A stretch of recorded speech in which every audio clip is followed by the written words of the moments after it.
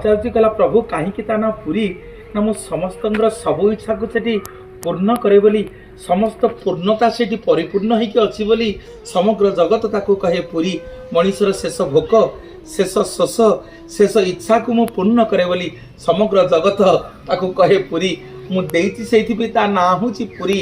नारद पचार हे प्रभु केतेबेले मनीषर आउ पुनर्जन्म हबनी ना दोलेछु दोल गोविंद चापे तू मधुसूदन रथे तू वामन दृष्टा पुनर्जन्म न विद्यते ना हे नारद मु दुआर दुआर बुलिबी दुआरे दुआरे बुली मु भोग खाइबी समग्र जगत मते दोल गोविंद बोली पूजा करिवो से दोल गोविंद रूप रे जो भक्त मते दर्शन करिवो दोल गोविंद दोल यात्रा रे जो भक्त मते आनंद विभोर होई आलिंगन करिवो से भक्त आउ पुनर्जन्म हबनी ना प्रभु आउ केबे ना मु चापुरे जेतले मधुसूदन हेई प्रबल ग्रीष्म प्रभाव गरम रे जेतले चंदन यात्रा रे मोर सर्वांग शरीर चंदन लागी हबो मु नरेंद्र पुष्करिणी रे चाप खेलिबी सेतेबेले जो भक्त मते दर्शन करिवो तार पुनर्जन्म हबनी ना प्रभु आउ ना दोल यात्रा देखि परिबनी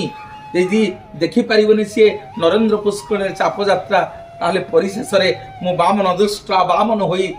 रथ रे विराजमान करिबी मते जो भक्त दर्शन करिदेव सिया पुनर्जन्म पाइबनी दोल यात्रा रे महाप्रभु सुनार बेश हेबे बड़देउल रत्न सिंहासन रे दोल पूर्णिमा रे सुनाबेश होई जगत को दर्शन देवे। जय जय।